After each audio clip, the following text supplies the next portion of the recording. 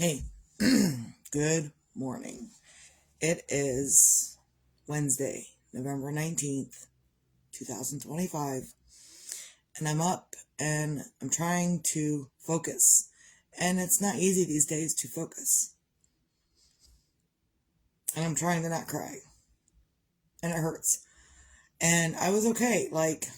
So I have to describe kind of my evening last night because I have to get up and go do other things. I can't just sit in my pajamas day in and day out and be beside myself. It's what I want to do, but I can't. Not because of any one person in particular, but there's things I've got to get up and do.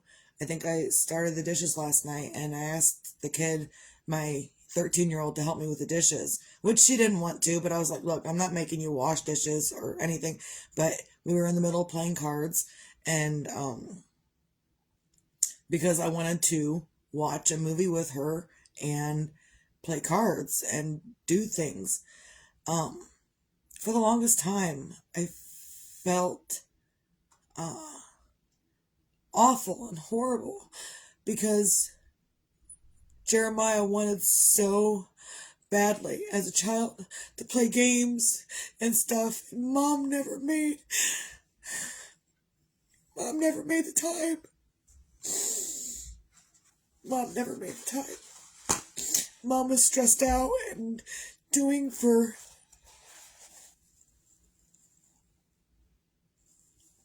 Mom was stressed out. Mom didn't know what to do. Mom didn't know how to handle things. So Mom didn't. Mom just didn't. And because of those things that I didn't do with my older children as children, I am making my 13-year-old do things with me. She doesn't want to do things with me. Most of the time, she doesn't want to she doesn't want to do things with me. And I get it. And not having Jeremiah here with us anymore isn't affecting her the way it's affecting everyone else. And I've explained it already. She wasn't raised with them side by side, so she didn't have the sibling rivalry. She didn't have the sibling arguments. She doesn't have any of that.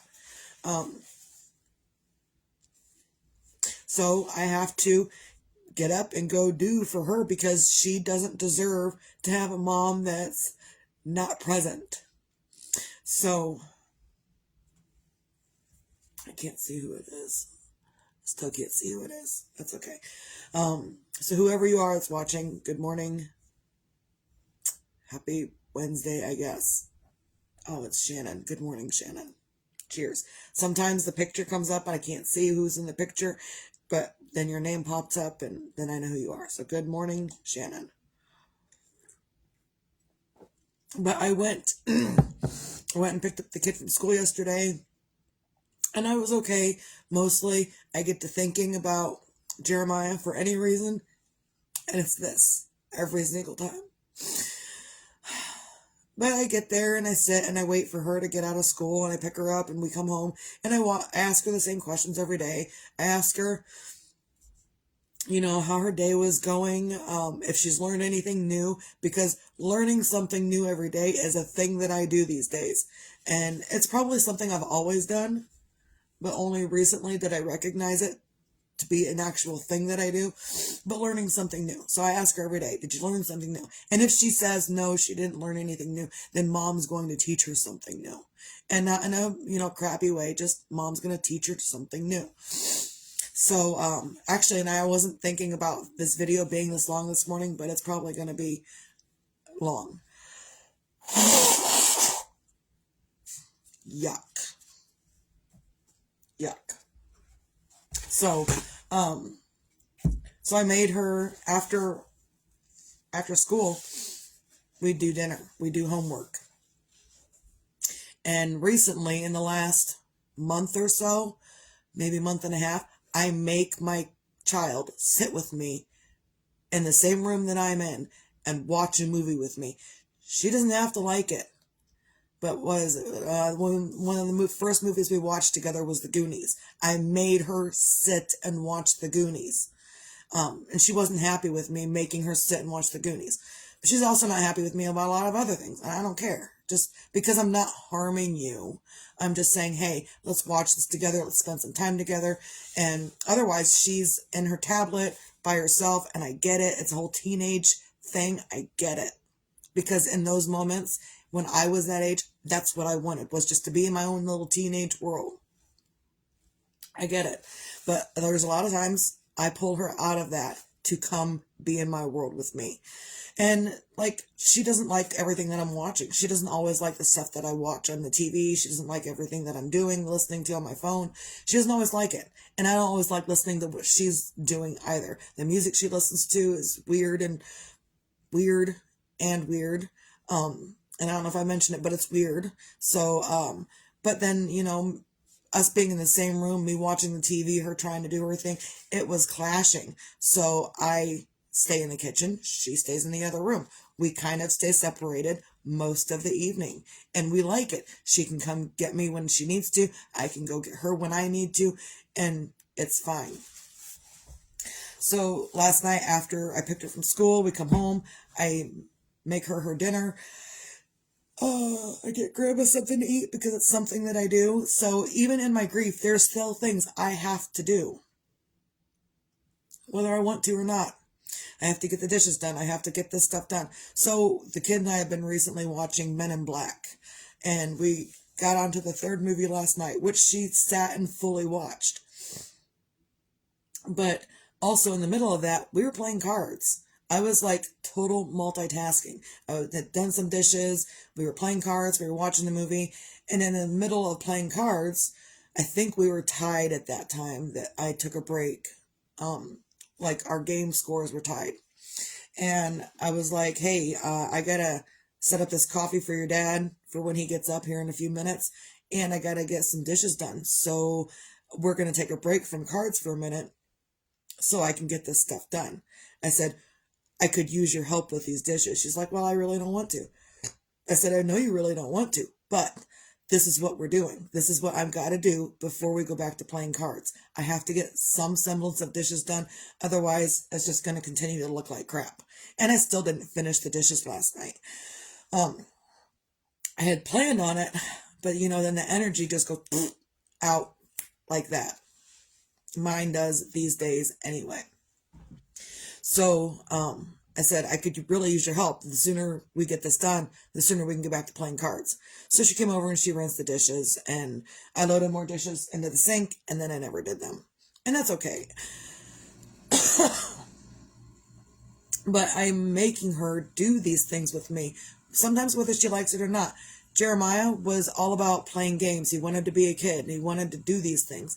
And in my different knowledge that I have with raising my children, I didn't have this knowledge then when my older children were younger, which is also another reason that I do these videos and put this information out here, because not a lot of people know that you can enjoy company with your kids. You can talk to your kids like you do your best friend. You can teach your children what you know just by having a freaking conversation with them.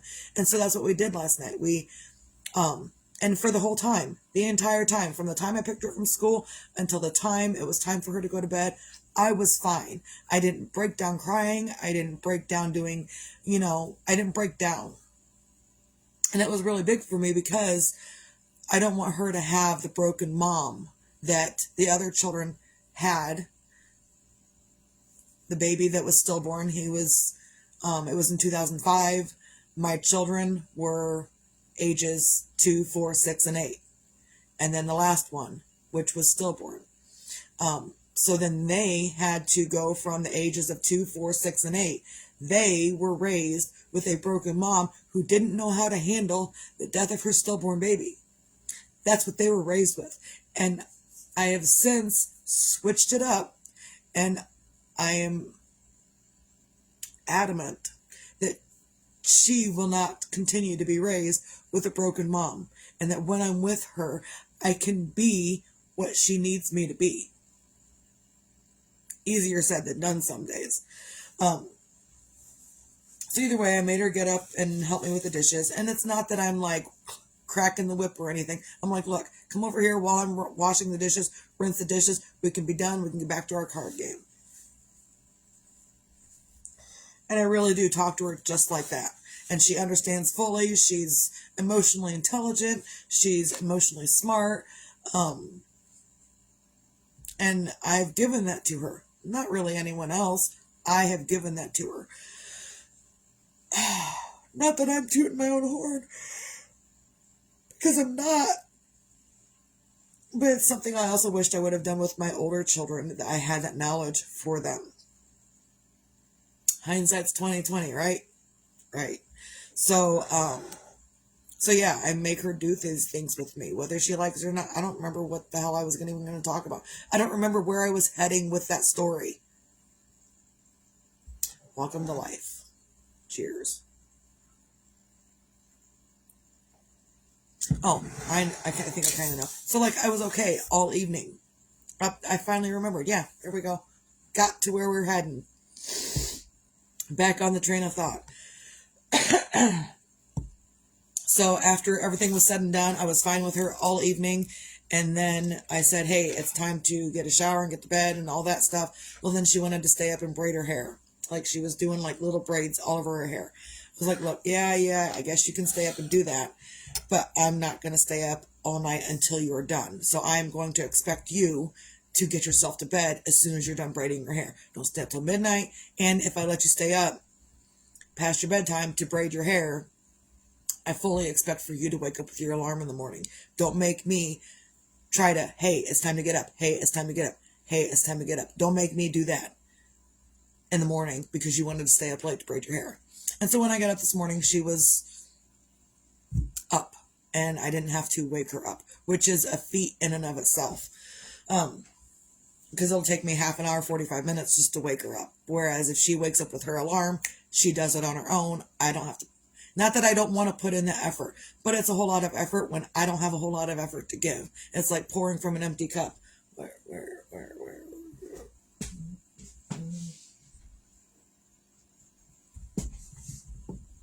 Empty cup. When you pour from an empty cup, nothing comes out. That was the only reason I was looking for an empty cup. Because when you pour from an empty cup, nothing comes out. Now, if I was to pour my cup of coffee out, a whole lot of stuff would come out. It's almost full. But sometimes, even if your cup is full, you can't let it spill because you'll make a mess. Same in life, right? If you let your inner emotions spill over, you could make a mess. But also, if you're trying to pour from an empty cup, that's not possible either, because nothing's going to come out of the empty cup. Whatever. So yeah, I just been trying to get through, and not, like, even last night I went to bed and it was kind of hard to go to bed, and that's okay. What have I been doing? Been listening to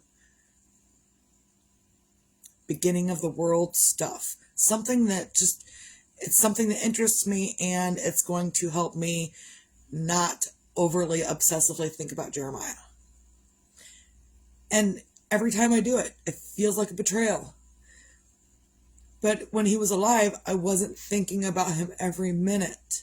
I was thinking about him, but not every minute like I am now.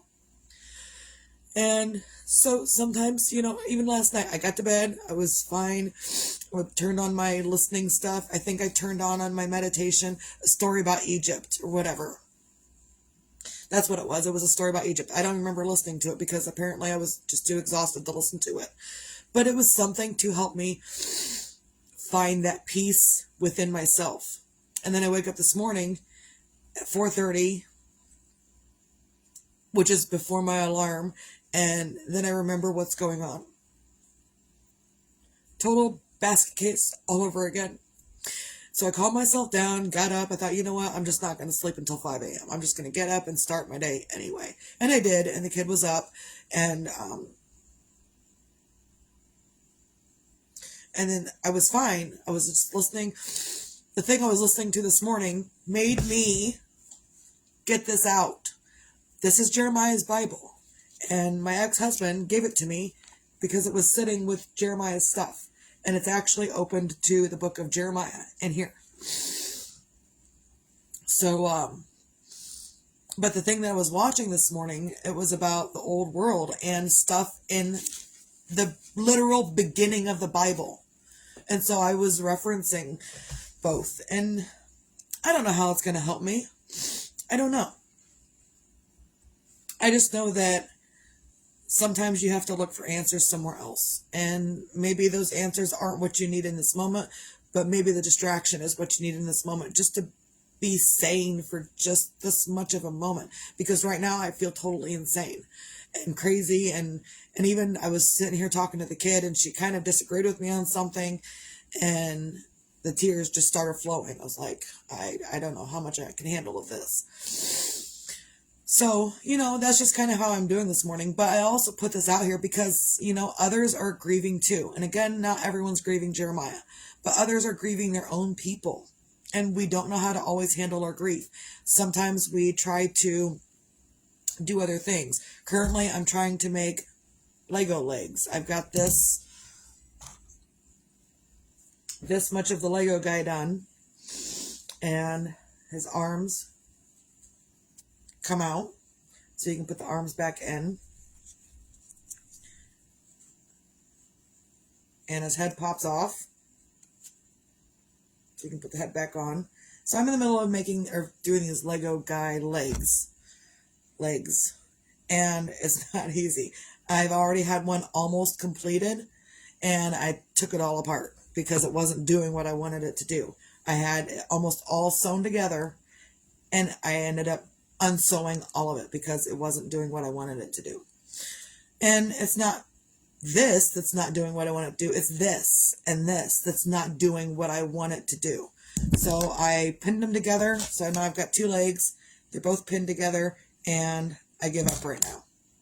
And that's kind of the way my days have been going. Like, I start something, and even with this, I'll do a couple of stitches, I'll stitch up a couple of things, and then I'll be over it, and I'll put it down, and I'll walk away and go do something else. Or not walk away and just sit here and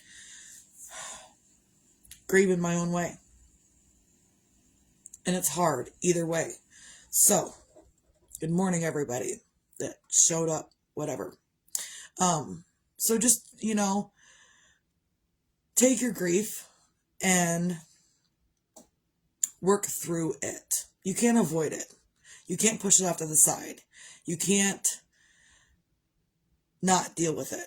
We all have to deal with it. And if you don't deal with it in your moment, at home, by yourself, or with your people around you, if you can't deal with it in those moments, then it will come out there in the world doing something else that you're not expecting. So, and it's the same with any feelings that you're feeling, whether it's grief, love, sadness, anger, extra coffee burps this morning. But you're going to have to deal with your feelings. And I don't want to deal with my feelings. Like, I'm in a moment right now, I don't want to deal with my feelings. I don't want to feel anything in these moments. And it makes me close down, go in even more, because I don't want to deal with these feelings. Because if I come up and out of it, I've got to deal with something, and I don't want to deal with anything. So I just go down even more, within myself. And right now I'm safe. I'm okay with that. No one can hurt me right here. The only person that can hurt me here is me and my own thoughts. So then I end up distracting myself with other random stuff that's probably nonsensical to other people, but it interests me, so that's what I focus on. And then I start to come out of it, and then I remember, oh, this is why I'm sad. And then I go back down in. And it's a back and forth thing all day, every day. All day, every day. And it sucks so much. So I hope that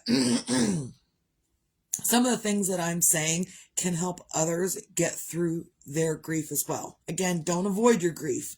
Get through your grief. Feel it. And it sucks so much to feel your way through grief that you don't know where the end is. You don't know how to get there. You don't know. It sucks. So, and we're all getting through this together. There's a lot of us that are grieving the same person at the exact same time. And it sucks. I mean, I'm mom. It totally sucks. And it's not something that I want to do. It's not something I want to deal with, but it's something that must be done. So whether you like it or not is irrelevant. There's a lot of things in life. It's a whether you like it or not. Oh, you don't like it? So what? This has got to be done anyway. Just like with dishes or cleaning the floor or doing your laundry so you got clean clothes or getting a shower so you don't stink or wiping your own ass. It's all got to be done whether you like it or not. I like to use the wiping your own butt theory because I'm always grateful that I can do it on my own. I don't need someone else to come through and help me wipe my own butt. Other people do. Find some things in your life to feel grateful for. It could be that you can wipe your own ass. Be done with it. Doesn't matter. And I, say to find your own magic in your own life with whatever it is. And sometimes the things that happen will lead you down a path of something else, of learning new information for whatever is going on in your life. And that's kind of where I feel like I'm going right now, is that in my grief, I'm watching these random videos that center around the Bible or misinformation within the Bible. Don't quote me on that, but I've found some things in here just in Genesis. Not even past Genesis, but in Genesis. That doesn't make sense.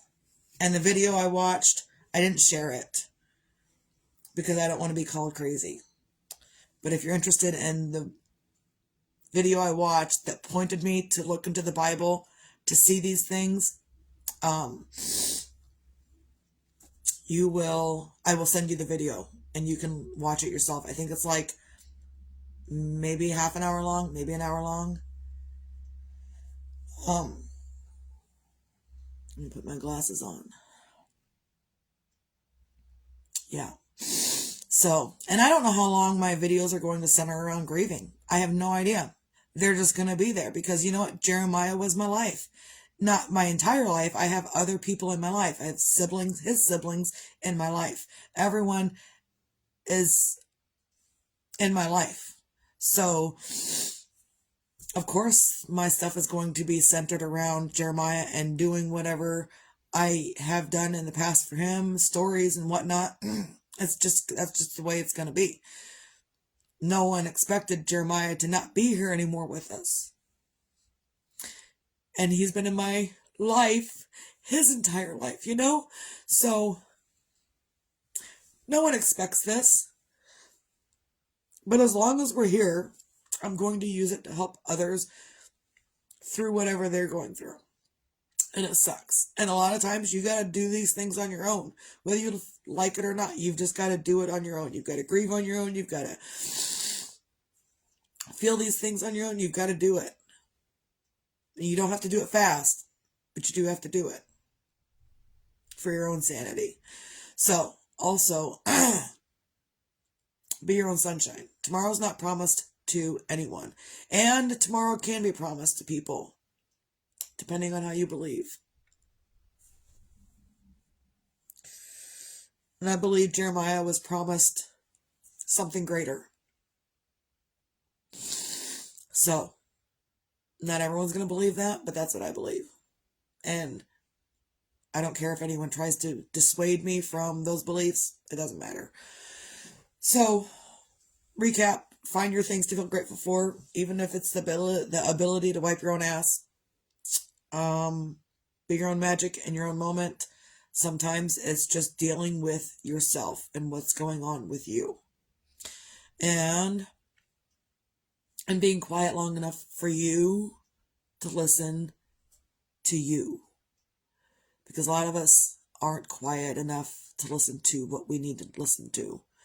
We're constantly in a state of information gathering and noise. Just noise. We don't ever just sit for any amount of time just to be with ourselves within our own head, Sometimes it's too much for people. Sometimes it's too much for people.